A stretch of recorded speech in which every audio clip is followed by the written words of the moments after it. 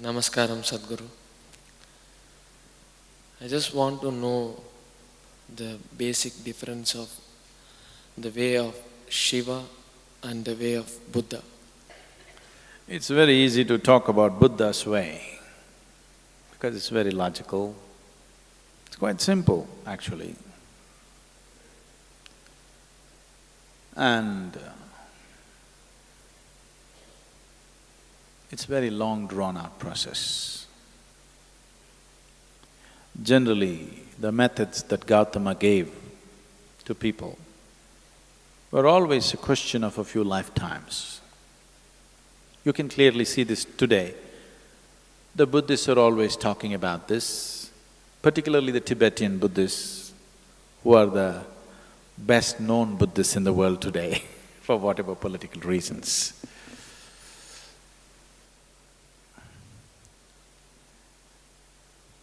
They're always talking about a few lifetimes of work.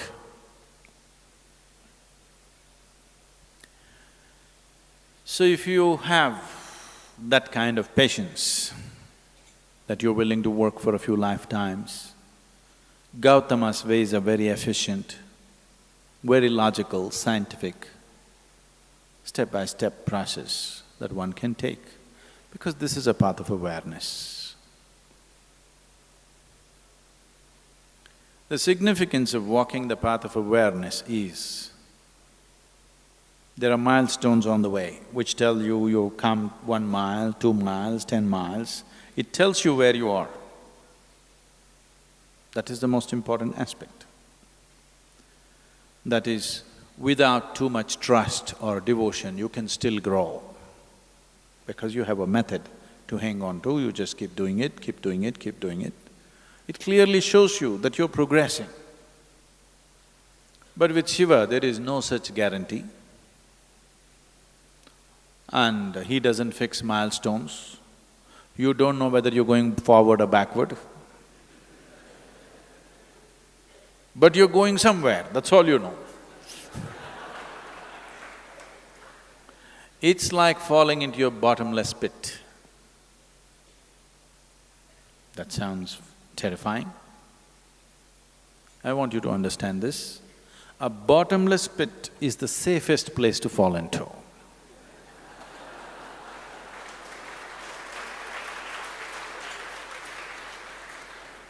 A pit with a bottom is dangerous. A bottomless pit is absolutely safe.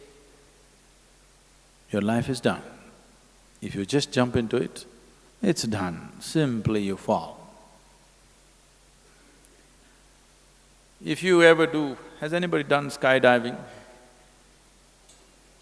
You did? So, if you have a free fall, then if you do not open your parachute for a few thousand feet, you don't know whether you're going down or going up, nothing, it just feels like you're floating around and it's wonderful. Only when you look down, the damn planet is coming at you at a tremendous speed. If this planet is taken off, this is a great experience. Only if you look down, it's just coming at you at tremendous speed. That's the only problem. Falling is… don't understand the falling as a negative thing. Falling is a great thing. Did you ever fall in love? Only when you hit the bottom, then it gets bad. If you fell into your bottomless pit, then there is no problem. So Shiva is a bottomless pit. His methods are very different.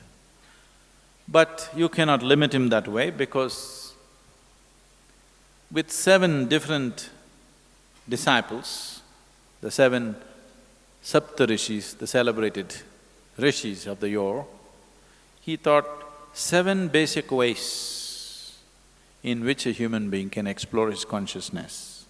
From these 7, in multiples of 7, it went further, and 112 different ways he explored, and he said, this is all. There's a beautiful story No time for stories. So, he expounded 112 different ways as to how a human being can attain to his peak.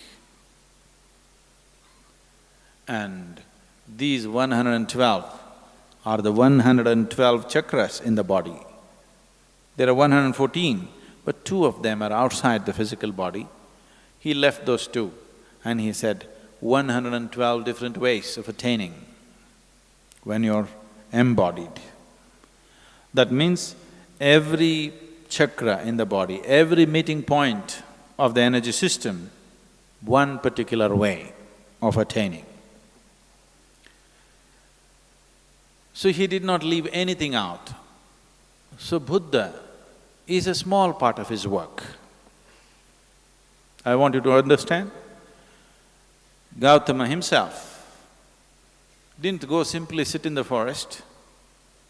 The 8 years of his sadhana, he spent with various teachers across the country.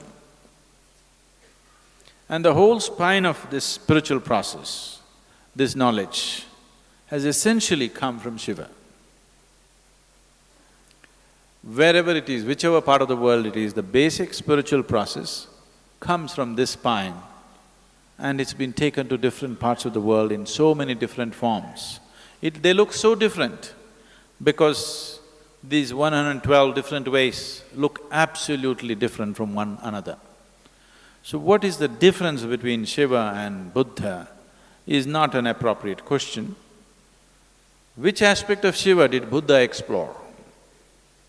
He explored the path of awareness, which is one aspect.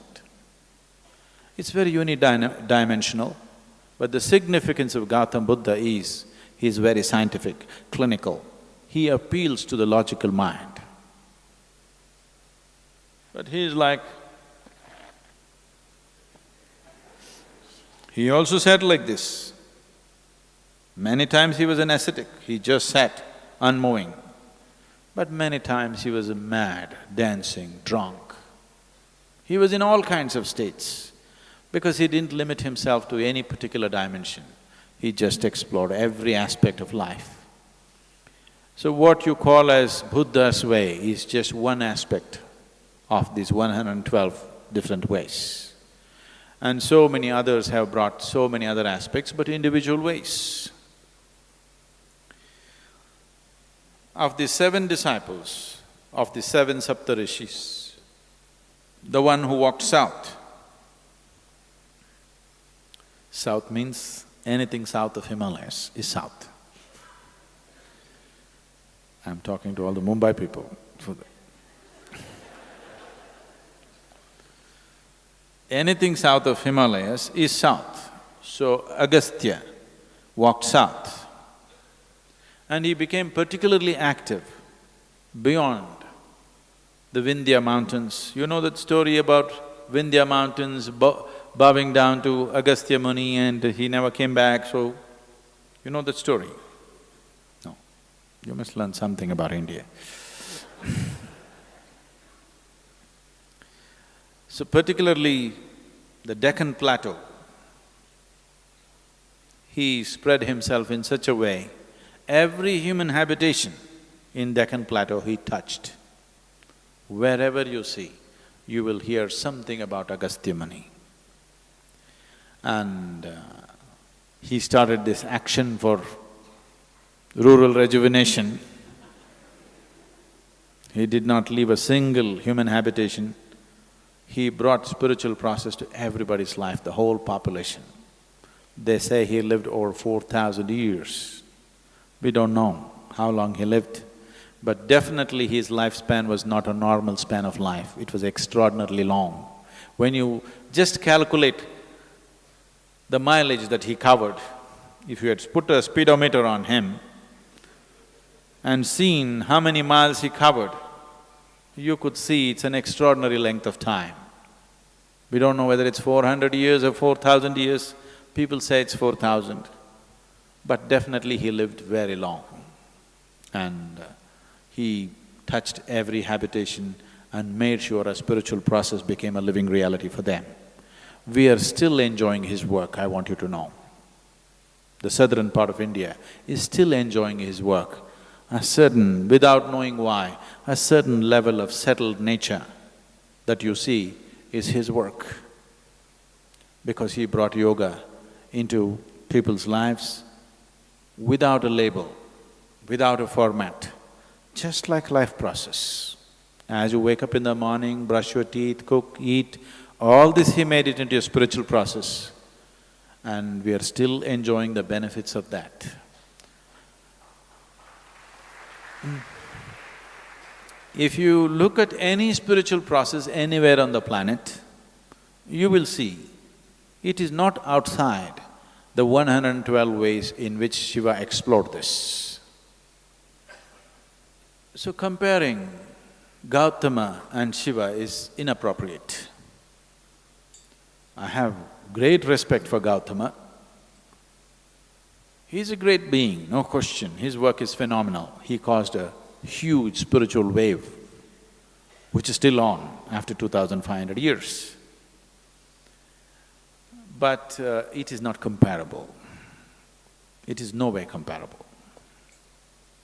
All we can say is, Shiva's work contains Gautama's work as a small element.